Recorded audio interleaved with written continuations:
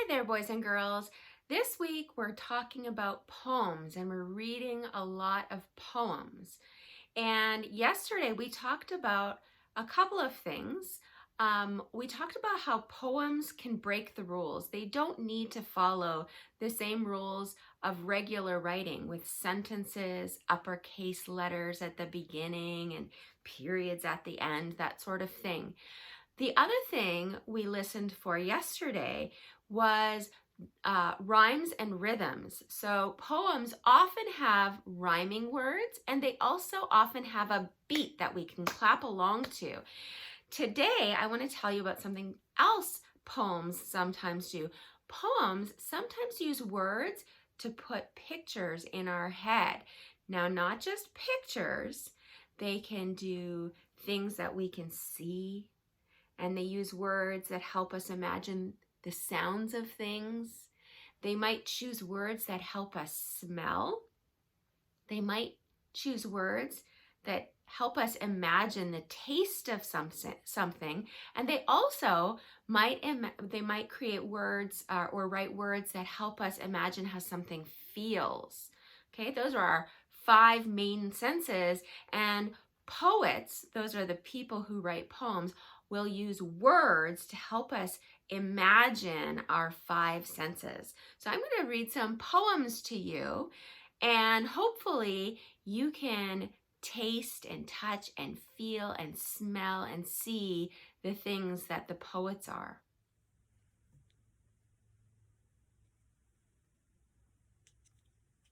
From Once I Ate a Pie by Patricia McLaughlin and Emily McLaughlin-Charret.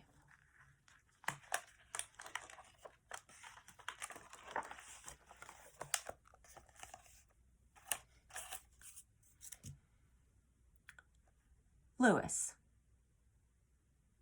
I used to yip, now I bark. I bark to wake people up. I bark when the doorbell rings.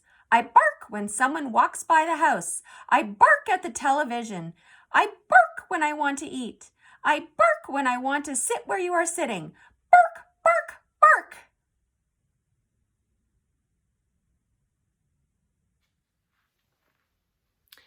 When I read the poem Lewis, I read the word bark lots of times, and I said bark in a way that I was imagining a dog barking. Bark, kind of a high sound because it's a little dog in the picture. I said the word bark 1, 2, 3, 4, 5, 6, 7, 8, 9, 10 times. 10 times in one little poem I read the word bark. And I think it's because the poet wants us to remember that this little guy Lewis is barking a lot.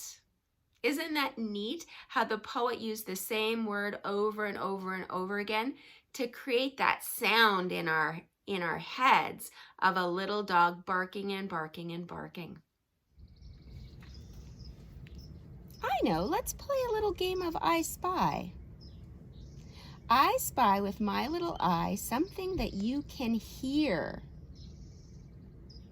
What could you hear?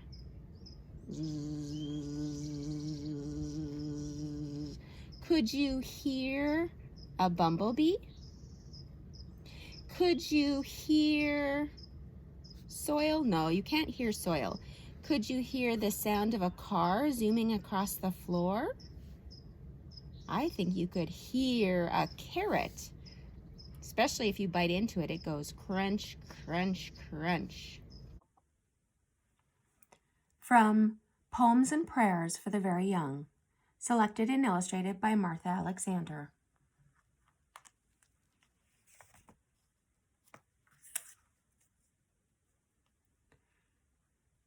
Stars by Rhoda W. Backmeister. Stars. Bright stars, light stars, shining in the night stars, little twinkly winkly stars, deep in the sky. Yellow stars, red stars, shine when I'm in bed stars. Oh, how many blinky stars, far, far away.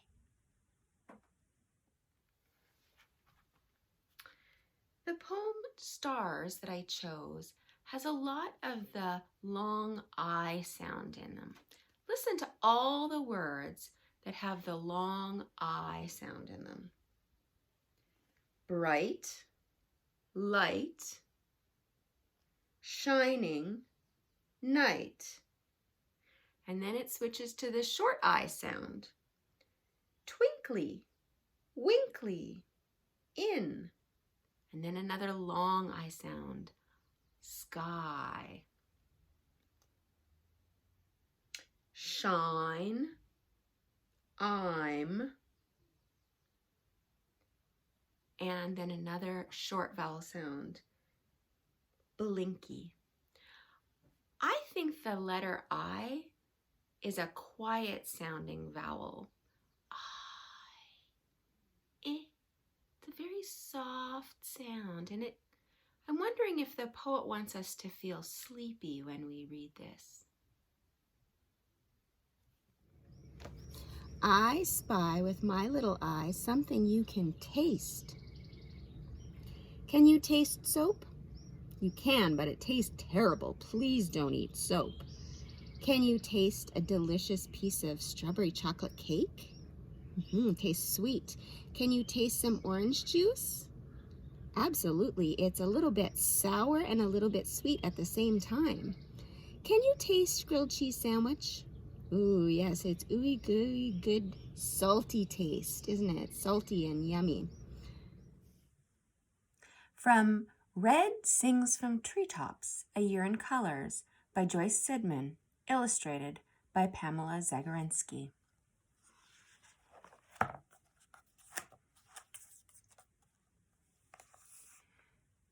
Green is new in spring, shy.